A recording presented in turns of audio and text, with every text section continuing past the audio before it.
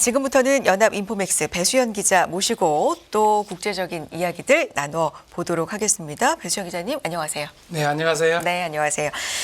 최근에 글로벌 시장이 또 불안도가 좀 높아지고 있고 요동치고 있는 가운데 사실 8월 초가 좀 생각이 난다. 급락장이 생각이 난다라는 분들 많습니다. 근데 그때 이유 중에 하나가 버핏이 현금 비중을 늘렸다. 이런 것도 좀 중요한 이유 중에 있었거든요. 맞습니다. 예. 그러니까 세계가 여전히 이 투자계가 버핏에 굉장히 주목을 하고 있는 상황인데 기자님께서는 워런 버핏에 대해서 여러 가지 일화를 좀 소개해 주신 적이 있으시잖아요. 여러 번. 네. 오늘도 관련된 얘기 좀 해주신다고요? 네, 버핏 참 흥미롭고 존경스러운 인물입니다. 네. 보면 그 주주자본주의 어떻게 보면 아주 탐욕스럽다는 지적까지 받는 주주자본주의에서 현인이라는 그런 칭송을 받을 정도니까요. 네. 왜 현인이라는 칭송을 받는지를 좀 살펴보면 볼수록 좀 매력적인 그런 인물이고 좀 저희들이 좀 많이 탐구해야 될 그런 인물인 것 같습니다. 네. 우선 버핏은 이제 투자 면에서 보면 거시경제 요인에 주목하지 않는다. 아주 좀 이례적인데요. 이건 이제 버크셔 해스웨이 연례총회에서도 여러 차례 밝힌 바 있습니다. 우리는 이제 우리가 이해할 수 있다고 생각하는 사업을 찾고 그 가격이 매력적이라고 판단되면 이건 이제 적정 가격이라고 좀 이야기할 수 있는데요. 그럼 우리는 산다. 이렇게 이야기를 하고 있습니다. 뉴스가 어떻게 나오든 연준이 무엇을 하든 유럽에서 무슨 일이 일어나든지 상관없다. 우리는 그냥 매수한다. 이렇게 지금 이야기를 했고요. 만약에 우리가 그 사업에 대해서 옳게 판단했다면 거시경제 요인이 아무런 영향을 미치지 못할 것이고 그리고 우리가 사업에 대해서 틀렸다면 거시경제 요인이 우리를 구제해주지 못할 것이다. 이렇게 밝히고 있습니다. 네. 이렇게 지금 판단하고 있는 그 요인을 보면 이 준거를 마련해 준 사람은 여러 사람이 있겠지만 찰리 먼거 얼마 전에 돌아가시지 않습니까? 네. 예. 찰리 먼거를 또 들어야 됩니다. 보면 찰리 먼거도 우리 이제 월가에서 구루는 이제 보면 원래 힌두교에서 영적 스승을 일컫는 이야기인데요. 요즘은 이제 월가의 이제 대형 투자자들을 보고 구루라고 얘기하지 않습니까? 월가의 구루 중에 한 명인데 이 찰리 먼거의 그런 그 투자 철학을 바탕으로 방금 말씀하셨지만 지금 버크셔 해서웨이가 지금 보유하고 있는 현금 규모가 한 370조, 380조 정도 된다고 합니다. 엄청나게 미리 현금을 확보해 놓은 것 때문에 지금 앞으로 주식시장이 좀 어려워지지 않냐 이런 그 판단을 했는데요. 당초에는 워렌 버핏이 그 추구했던 그 투자법은 이른바 꽁초 주식을 사모으는 것이었습니다. 꽁초, 담배 꽁초. 네, 담배 꽁초. 예, 지금 그 세가벗이라고 하는데요. 네. 이게 어떤 투자법이냐면 워렌 버핏의 원래 이제 스승은 콜롬비아 대학의 이제 교수였던 벤자민 그레이엄이지 않습니까? 이분은 이제 시장에서 저평가된 싼 주식을 사모아라. 이 담배 꽁초라는 게 뭐냐면 안전 마진을 좀 이야기를 하는 건데요. 보면 아무리 그 담배 꽁초라도 한 모금의 그 연기는 있다. 이런 개념입니다. 근데 여기에 이제 찰리 먼거는 원래 공군 관측 장교 출신입니다. 아주 독특한 사고를 하시는 분인데요. 이분이 그 공군 관측 장교 시절에 어떻게 하면 조종사들을 안전하게 이렇게 귀환시킬까라고 하는 생각을 어떻게 하면 효율적으로 공군 그 조종사를 죽일 수 있을까라고 하는 연구를 했다고 합니다.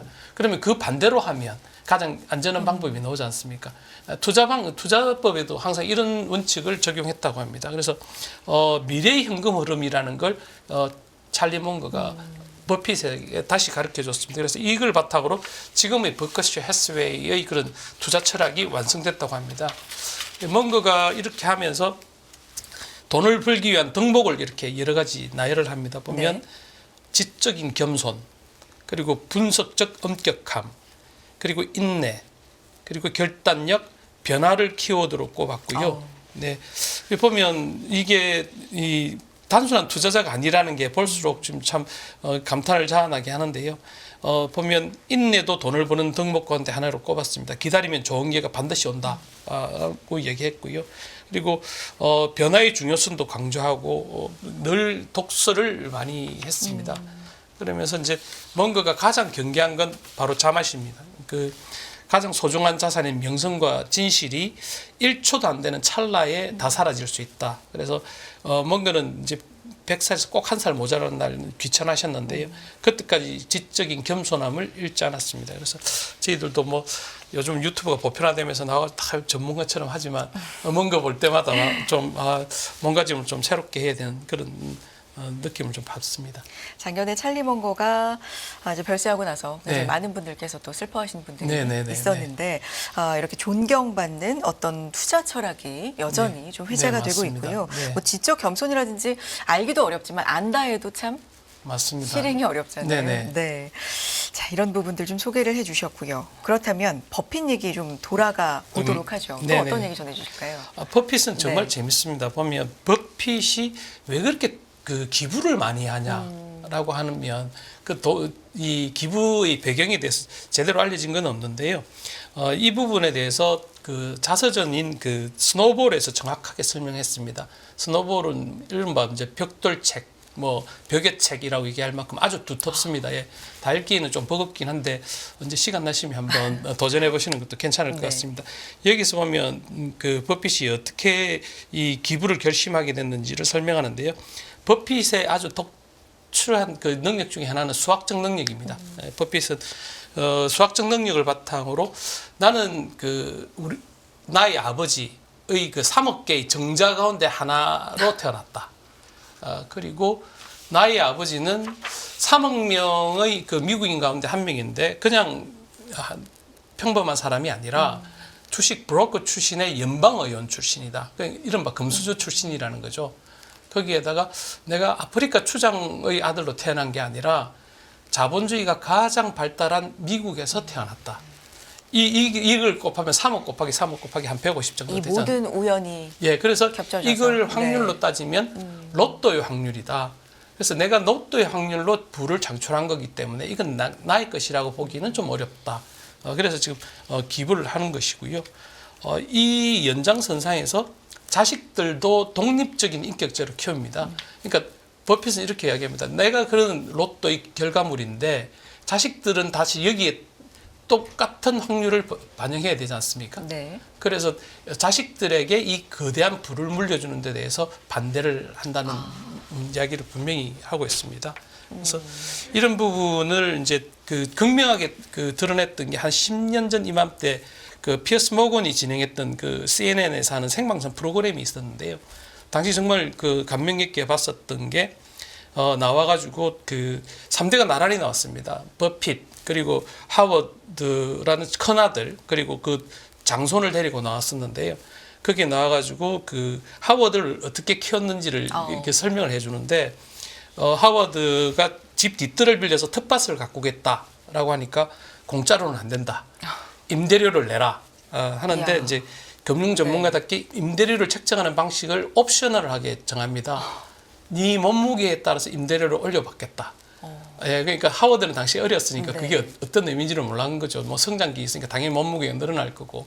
근데 그걸 더 받기 위해서 이제 버핏이 사탕하고 이런 단 음식을 많이 먹였다 하는 그 일화가 있고요. 네. 하워드가 불행하게도 계속 임차료를 더 많이 지불할 수밖에 없었다라고 했습니다. 그리고 이제 그 자녀들을 시내 공립학교에 다닌 거는 뭐 다 알려진 사실이고요. 그리고 손자는 당시에 나와서 그 전 세계 기아와 관련된 시민단체에서 일을 하고 있다라고 밝혔었습니다. 당시에 버핏이 자기의 낡은 지갑을 꺼내서 보여주기도 했는데요. 사회자가 좀 보자고 그래서 보니까 아메리칸 익스프레스 카드가 있었고요. 한 몇백 불 상당의 현금이 있었다. 이렇게 지금 그게 보였고요. 그리고 이제 사회자가 물어봤습니다. 가장 행복한 순간이 언제였냐라고 하니까 아버지하고 함께한 순간이다. 다시 한번 살아보고 싶은 순간이다. 이렇게 이야기를 했습니다. 그래서 이런 버핏의 철학 덕분에 이제 자녀들도 큰 재물에 휘둘리지 않고 스스로 이렇게 자서전을 쓸 수 있을 정도의 인격체로 자라났고요. 지금 큰아들은 지금 훌륭한 목장주로 크고 있습니다. 그렇군요. 네네. 뉴턴과 관련된 얘기도 있던데 네네. 흥미롭습니다. 이건 어떤 얘기인가요? 뉴턴은 우리 인류사에서 가장 뛰어난 지성으로 지금 일컬어지지 않습니까? 근대 물리학을 완전히 완성하신 분이고 지금 우주를 이해하는데도 상당한 단초를 제공하신 분인데 이분은 투자에 있어서 철저하게 실패했습니다. 뉴턴이요? 예, 뉴턴이 잘 아시겠지만 사우스 컴퍼니 그 남의 회사라고 하지 않습니까? 이게 이제 여기에 투자했다가 사실상 전 재산을 다 날렸습니다. 그래서 뉴턴이 하지 못했던 일을 지금 그 버핏이 하고 있다는 점에서 왜 버핏을 투자의 현인이라고 하는지 극명하게 나타나고 있는 것 같습니다. 그러니까 뉴턴도 처음에는 뭐 돈을 다 날린 건 아닙니다. 처음에는 돈을 좀 벌었는데 이게 결국은 폰지 사기의 형태였기 때문에 이 세계 최고의 지성도 이런 부분에 대해서 탐욕에서는 자유롭지 못했다. 결국은 패가망신이었다. 재산적으로는 그렇게 이야기를 할 수 있을 것 같습니다. 네. 버핏이 현인으로 흔히 불리는데 뭔가 장기 시계열 관점에서도 이렇게 흔들리는 네, 시장 안에서도 평정심을 잃지 않고 맞습니다. 어떤 철학을 유지한다. 맞습니다. 이런 네, 네. 점이네요. 네네. 장수 비결이 또 주목받고 있다는데요. 재밌습니다. 네. 이 버핏이 이제 그 장기 보유하고 있는 종목 가운데 하나가 코카콜라지 않습니까? 버핏은 그러니까 코카콜라가 아주 좋은 회사이기도 하지만 개인적으로도 너무 좋아한다. 이게 뭐 미디어의 그 코카콜라의 주가의 우호적인 발언을 하기 위해서 하는 것 같기도 하지만 이번에도 그 지난주에 94세의 그 생일을 맞았지 않습니까?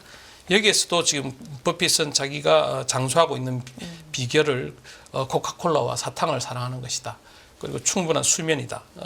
그러니까 코카콜라가 건강에 좀 좋지 않다고 얘기하니까 내가 여기서 뭐 1년을 더 사는 것보다는 지금 당장 코카콜라 마시면서 행복하게 사는 게 훨씬 더 중요한 것 같다. 네, 콜라를 마시고 있는데. 네네. 네. 그렇게 뭐 햄버거와 코카콜라를 즐기는 그런 버핏은 이미 여러 차례 알려졌고요. 그리고 한국에 왔을 때도 호텔 뷔페 대신에 콜라와 햄버거를 먹었던 일화는 아주 유명합니다. 그래서 참 이 낙천적으로 사는 워렌 버핏 지금 볼수록 참 매력 있고 지금 우리가 다시 짚어봐야 될 그런 인물인 것 같습니다. 사적으로 뭐 결혼 관련된 얘기도 해주실 게 예, 있다고요? 버핏이 여기까지 오는 데 있어서 그 버핏의 영적 서성은 여러 명이 있을 텐데 수전 버핏을 빼놓을 수가 없습니다. 그의 첫 부인인데요. 수전이 사실은 그 세 자녀를 두고 있습니다. 보면 아들 둘에 딸 하나인데 이 세 자녀를 공립학교에 보내기를 원했던 것도 수전이었습니다. 그러니까 미국은 지금 흑인이 한 당시에는 그랬던 것 같습니다. 25%에서 30% 된다. 이게 보편적인 진실인데 이 보편적인 현실을 우리 자녀들이 보고 자라기를 원한다. 그래서 공립학교에 보냅니다. 오마에 있는 공립학교에다 세 자녀를 보내는 그런 결단을 하고요. 그리고 수자는 그 77년에 사실상 그 버핏하고 거의 별거 비슷하게 합니다. 떠나면서 그 버핏을 돌볼 수 있는 그러니까 우드비 와이프를 수전이 직접 그래요? 예 이렇게 골라줍니다.